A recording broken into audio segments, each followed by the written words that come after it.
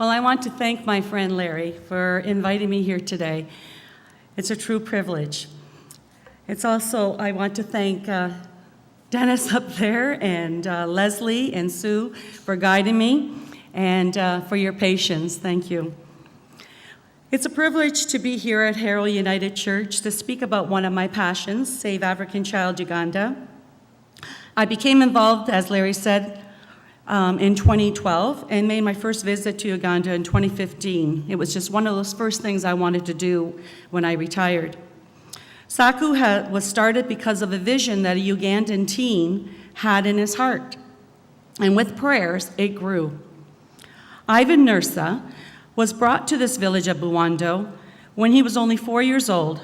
Both of his parents had just passed and was taken to Buwando to be raised by his jaja, which means grandmother in Lugandan. And even though Ivan left the village to start his career and his new life as a family man, he never forgot about the children of Buwando. I believe watching his grandmother over the years raising abandoned children in her home also put that desire in his heart. Ivan truly has a passion for vulnerable children, and as he told me, he also believes that our Lord had already laid out his plans for us to work together as a team to benefit the future of these precious children, even before we even met. Ivan met Jerry Sutz, a retired teacher from the Windsor area, while she was in Uganda helping another village build classrooms. One day, as they were both sitting in the stands at a football game, better known to us as a soccer match, he was curious and approached the Mzungos, which are the white ladies. That's what we're called there. And he asked them, "What brings you here to Uganda?" "We're helping Watoto build classrooms," they responded. "Oh, I wish and pray that someone would help my village. The children in dire need. They have nothing." Jerry responded, "But I am only one. I am not sure how I could help you." And Ivan answered, "It only takes one person to start something."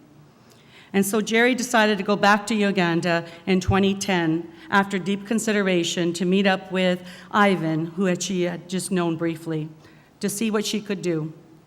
And that is when SACU began to receive financial help from people in Canada and throughout the United States. I began following Jerry's journey on the teacher conference site and wanted to get involved. So in 2012, we formed a committee consisting of only 7 local members of Essex County. That's when I sponsored my first child by the name of Josephine, in memory of my aunt who had also sponsored a child in a third world country. Soon after, Josephine's family had to leave the village, and so then I was asked to sponsor Junior, same name as my cat. Junior's mom had just passed away with AIDS when he was only just a few months old. He is now 6 years old, and praise God, he remains negative for the HIV. Teacher Ann, our head teacher, is raising Junior as her only son and lives in the shelter with so many other children who have either been abandoned, abused, some even treated as slaves by their own guardians and neglected of their needs as children. Our first shelter was built in 2014, and we are now in the process of building a foster home, so-called foster home. The need of the child doesn't change, only the names change. When authorities came in for an inspection, they told us that they would shut down our shelter if we didn't separate the boys and the girls because they were getting too old to be sleeping under one of the same roof. But hey, a child can be abandoned in their hut to care for themselves at a very young age, and the government never steps in. Recently, we have been blessed through all of our prayers, and they have been answered. We have received a large donation to help us in the cost of building a new shelter.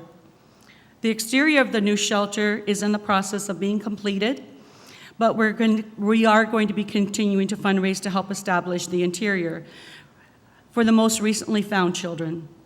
The girls and boys will have their own shelter, but will need more beds, bedding, necessities to keep these children comfortable and provide safe environment. The children are so grateful. They take their chore responsibilities seriously to help establish a household with their 2 house moms. They consider themselves brothers and sisters and look out for each other. When one needs a helping hand or a younger child has just fallen or is crying, one is always there to pick them up, wash them up, give them a hug, and if I gave one child a sweetie, which is known to them candy, boy, oh boy, they all knew about it, and they say, oh, you forgot my brother, or you forgot my sister. They let me know. My first night in the village on my most recent trip last November, I was getting ready for bed when I heard children's voices in the back of the volunteer unit. I waited for Teacher Ann to take the top bunk, as she never left me alone at night, and I asked her if all the children were asleep. Yes, Zia, but I hear voices in the back. Oh, Zia, Ivan and I have something very important to tell you, but we'd like to tell it to you together, for us to tell it to you in the morning.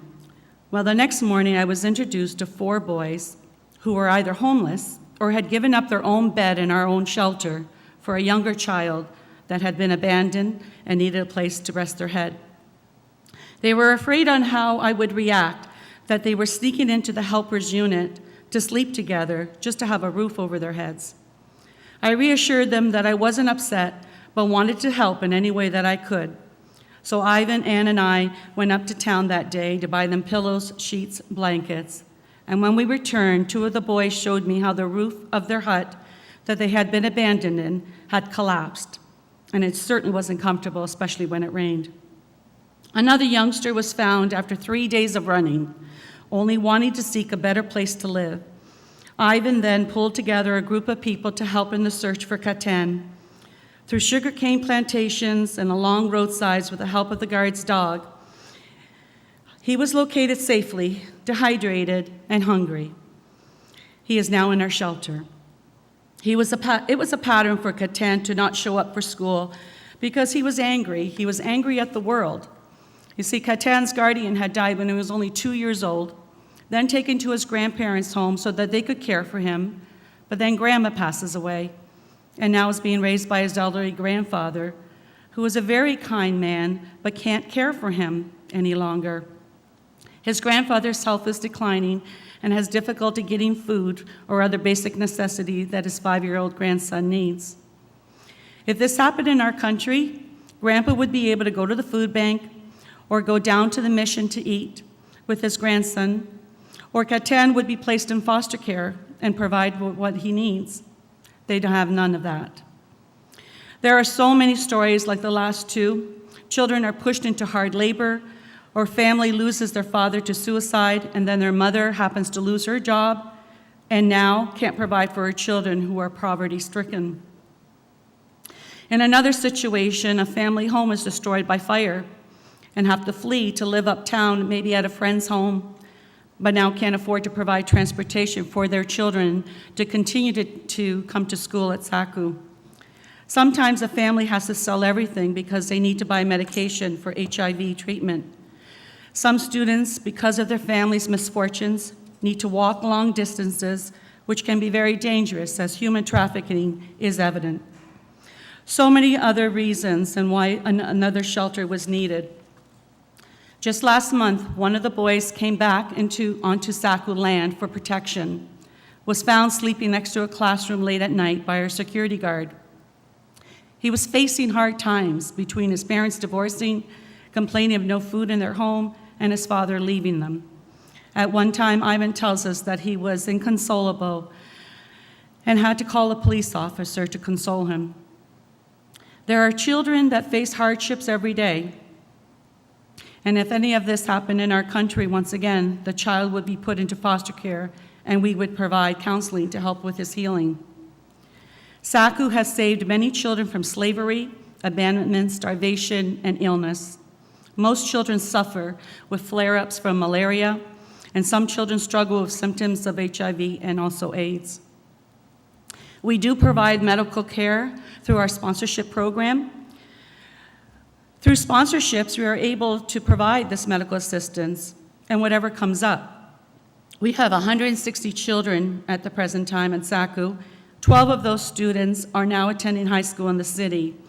We are so grateful to receive a generous donation from an estate, a lovely soul by the name of Aunt Madeline, and I believe she was from Harrow, to help build the students' secondary education. We have also been able to build a new kitchen for our school to feed the children during the day, and breakfasts, lunches served to 160 of them because of Madeline's family once again. Just recently, Ivan and Ann chaperoned the high school students to their new boarding school.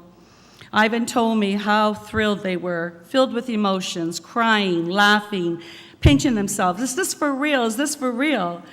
To take a look at where they will be boarded for the year. From children who literally had no hope just a few years ago, now look forward to a brighter tomorrow. We continue thinking of ways to keep this program going so we can provide hope for their future. We are so fortunate that we could place all of the students in the same high school because of this lovely man that I met while I was there. Director Jeff has one of the elite schools in Uganda. It's called St. Julian's High School. And he told Ivan he would take all of our students at half the cost of the tuition because he knew where these children have come from and wanted to give us a break too in prices. The monetary component of the sponsorship program is instrumental to the monthly operation of SACU to help feed, educate, and provide medical for the children. However, the relationship formed between the sponsor and the child becomes a special bond. Children look forward to receiving pictures, gifts, letters, and writing back to their sponsor. For less than $1 a day, you can become a sponsor and sponsor a student to make a difference in a child's future. I have recently sponsored a teacher's older child, Hajara, who was neglected of an education because parents just couldn't afford school fees. In Uganda, you have to be able to have a uniform, shoes, pay for your school supplies, and pay for your education. These children don't have that. And so we provide a free education for them. Next year, I plan to go back to Uganda to be a guest at my sponsored child's graduation before she goes off to attend high school. Yes, the fee to educate Hajara will probably be greater than $1 a day as she continues her studies, but I believe it's all worth it when you have a blessing of being able to sacrifice a small portion of your earnings to change the life of a child. There are so many unfortunate older children that have not yet become a part of SACU. I continue to keep them in my prayers for this to change by seeking more sponsors to help fulfill a child's dream, hope, and a better future. I'm keeping my faith that if one can't afford $1 a day, then maybe they could look to a friend and sponsor a child together, or a group of 10, as my son Austin has. Got his 10 buddies together, and they pay $35 each a year, affordable for a young adult. And they answer the cries of a child. How do we witness a child in need and not provide for them? We are all God's children, and He wants us to love His children and provide for them. And while I was in Uganda, I decided to follow some children home from school one day. Here beside me walked a child in uniform, shoes, socks, after a full day of learning, being fed breakfast and lunch. Meeting up with their siblings as we approached their hut, I noticed their brothers and sisters in their rags, shoeless, hungry, as they awaited for their sibling to return from school, wanting to hear about their day. Many children go home to very little, insufficient quantity of food, and in dismay. I was feeling concerned for many of the children. I witnessed children after dismissal going to the sugarcane fields to grab a cane to suck on for substance, just to fill their bellies. With no food at home, they would resort to finding crops from a neighbor's garden or climb a tree from a mango or jackfruit. Some children would make their way to SACU's shelter in hopes that our shelter kids that we take care of 24/7 would share a bite with them. And they would, because they've been there and they know.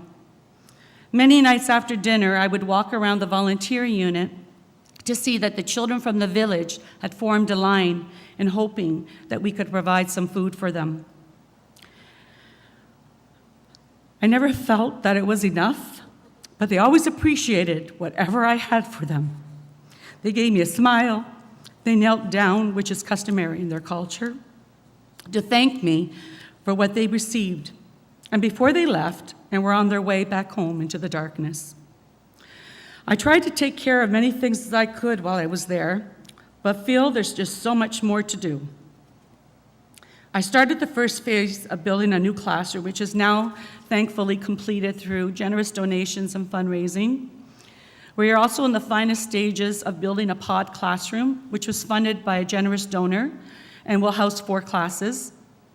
One of the most important accomplishments, though, was repairing the borehole so the children could once again drink fresh mineral water and not have to rely on drinking from the filth. All of us at SACU that day, we were so thrilled and cheering when a couple from LaSalle came through to help us cover the cost to get the water system repaired. Within 5 days, while I was there, they were drinking clean, healthy water once again. Truly blessed and praise was given. SACU has accomplished so much because of the generous gifts from our local communities. The only way we can continue to keep this going is through prayers, God's guidance, donations, and sponsorships. I hope, though, that you'll all consider becoming a part of Save African Child Uganda. I'm looking forward to answering any of your questions and will gladly speak to you after Mass. Thank you for allowing me to speak today, and I appreciate your time. God bless.